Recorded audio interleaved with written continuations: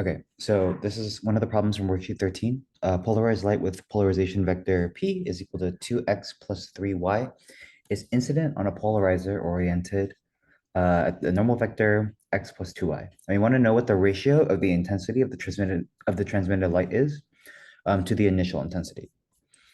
So this is something we just learned in lecture recently. So let's talk about a few concepts first. When we have polarizer problems, we're basically taking the following approach. So for any polarizer intensity problem, we need to first find the angle theta between the light and the polarization of the polarizer. So basically what this polarizer is going to do is it's only going to allow light of a certain polarization or components of that light to pass, sort of shown by this diagram here. From there, once we find the theta, we basically use the formula that we were given, that we derived in class, to then calculate what the final intensity is relative to the initial. So let's go over the concepts a little bit first. So as you might remember, for a polarizer, at an angle theta offset from the incoming light polarization, the final intensity is given as final I is equal to I naught cosine squared theta, where I naught is the initial intensity, and the theta is the angle between the polarization of the polarizer and the polarization of the light. So as a quick concept check for you to make sure you understand this, I have three cases here. In all three scenarios, the light is vertically polarized. So you imagine this being oriented in the y direction. In this case, if we align the polarizer also perfectly straight up, so also vertically polarized in the y direction, the angle between them is going to be 0. So cosine squared 0 is going to give us 1. You can sort of imagine this as like if we set up a grating of a fence vertically with the wave that's also traveling that same way, all of the light should pass through. In the second scenario, I'm going to rotate the polarizer by 90 degrees or pi over 2 if we're using radians. So now it's horizontally polarized. The light, still vertically polarized, is going to try to travel through it. And in this case, as we see by the formula, we're going to have no intensity. And maybe intuitively, you can imagine this as if all the light gets stopped. In the final case, we have vertically polarized light again. This time, I've just taken my polarizer and rotated it by some angle theta. And you might imagine that because we're slightly offset, the intensity should go down. So this is sort of the intuition behind this. So how do we go about solving this? So our first goal is to find the angle theta. The way we're going to do this is the following. The polarization of light here is given by 2x hat plus 3y hat. The polarization of the polarizer, the orientation of it, is given as the normal vector n is equal to x plus 2y. Just so we can visualize this, this is how I would imagine the orientation. So n, I'm going to go over 1 unit this way and then 2 units up. So it's along this axis.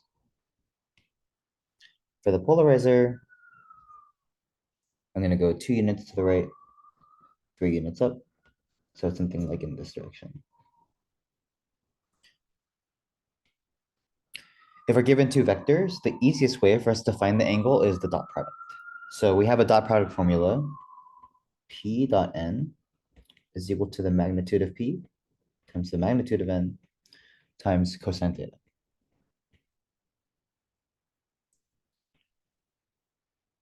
I can find the magnitude of P directly. So this should be equal to the square root of 4. Oh, I'll write it out exactly, actually. 2 squared plus 3 squared is equal to the square root of 4 plus 9 is equal to the square root of 13.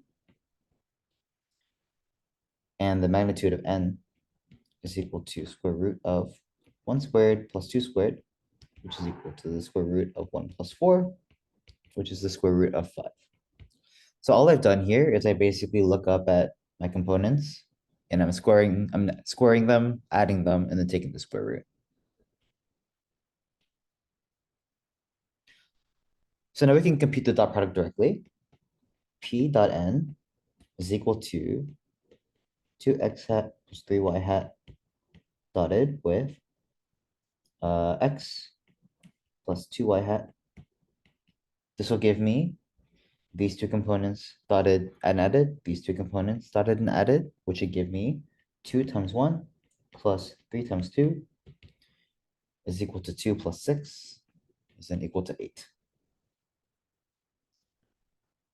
If we plug all this in now, so I'm actually going to do something a little bit different. I'm going to divide the left-hand side, or actually the entire thing, by the two magnitudes. This will give me cosine theta is equal to p dot n over p n. So this is dividing by p n.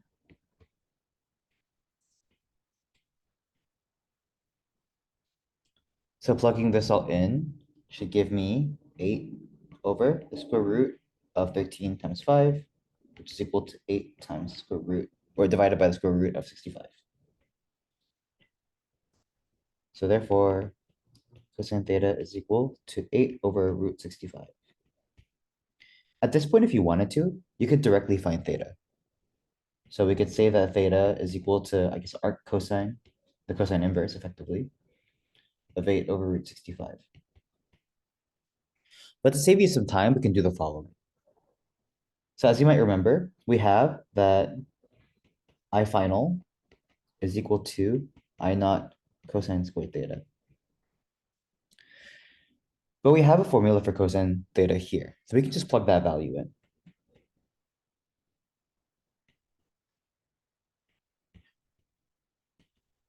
And doing that, we get 64 over 65.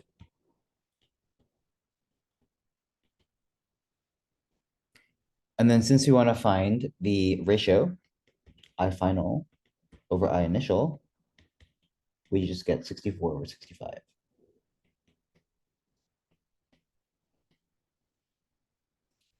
For polarizer problems, a lot of these problems are very straightforward. It's just a matter of figuring out what you need to know. So what kind of other problems can they ask you for polarization? The first one, I'm going to write like any variant of the above.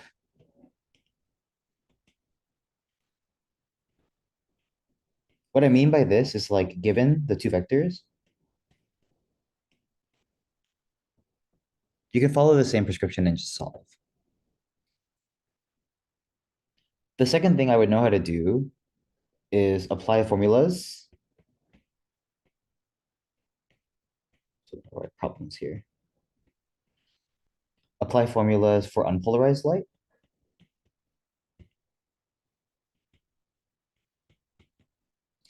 So this is just the other formula we were given where I think it scaled literally as a half. So this is the formula of I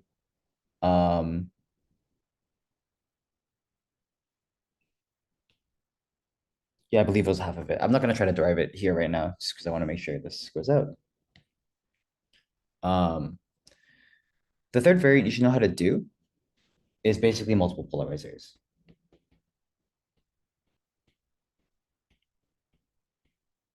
So this is the case of imagining the light going through with some polarization vector P or unpolarized. And then maybe you have one grating that's off by some angle here, then another grating that's off by a different angle. And in this case, you should be able to find the final intensity and also find the final polarization. So remember that what the polarizer does is it prevents all light from passing through unless it's aligned with the polarization of the polarizer.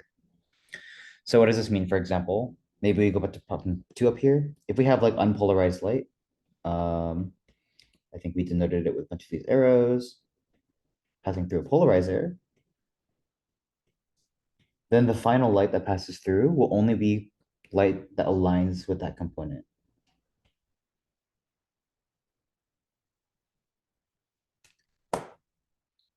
And I believe that for polarizer problems, this is all you really need to know.